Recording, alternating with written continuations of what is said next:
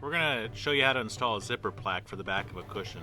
First, measure your foam. We're using 4-inch foam, so we're going to put a mark on the canvas at 4 inches. We're going to do that on both sides of the zipper plaque, depending on how long your zipper plaque is. You need to measure the foam length to determine that. Let's make that mark a little bit heavier here so that you can see it in the video. And now from that mark, we're going to add the zipper tape width. So we're using number 5 zipper here. So from that mark, we're going to add the width of this tape onto that canvas zipper plaque that we're making here. Take a straight edge and put a mark with a grease pencil along it. It's important to note now that I am not adding any seam allowance. Some people will add a 1/4 inch or even more. I like a nice tight fitting cushion, that's why I did not add any. I made it exactly the same 4 inches as the foam.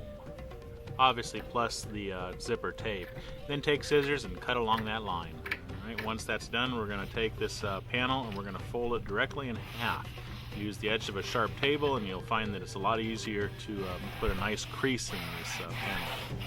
You'll find this very helpful with a lot of projects, even Dacron tapes and stuff like that for sales.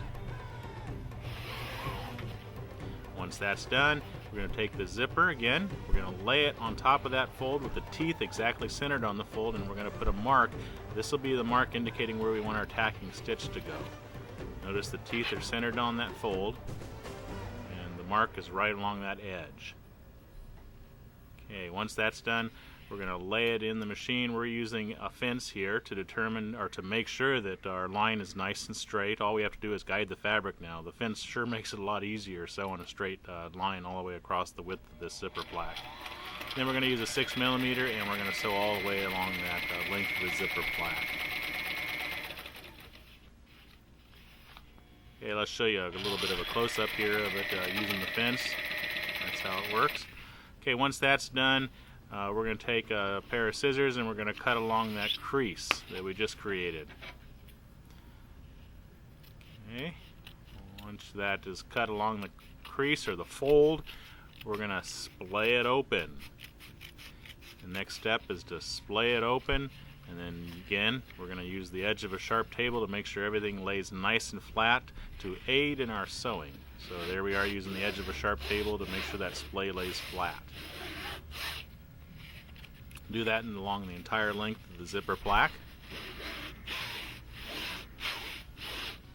And then take your zipper, your number 5 zipper in this situation, and make sure that the teeth are exactly in the center of this. If you've done it correctly, the zipper tape should equal the length of that plaque or that splay that you just made. If you haven't done it correctly, then you just need to make sure that you put those teeth in the center of that tacking stitch. So we're going to work along the right side of this machine. We're going to move our needle over to the right, and we're going to sew along the length of the zipper, doing a few inches at a time because of the fact that we have to make sure that those teeth are centered in the tacking stitch. So on this side we have to go nice and slow. Again, if you've done it the splay correctly, your zipper tape should be about the same width as that splay. Alright, we're using the Sayrite Ultra Feed LSZ machine here. Okay, once that side's done, then we move on to the next side. Notice the other side is not done yet, so we're going to reverse this whole thing around so we can still work on the right side of the machine, in other words in the throat of the machine. And we're going to put our foot down and we're going to start sewing. Now we can go a lot faster here because we're already tacked in place. However, you do need to keep those teeth flat. Once that's done, take a seam ripper and rip open the tacking stitch that you did earlier. Once it's ripped open, pull those loose threads out by hand to make it look nice and neat.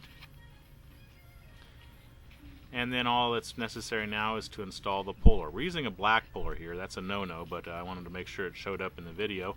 And you do need to separate the teeth first and start with the fat end of the puller.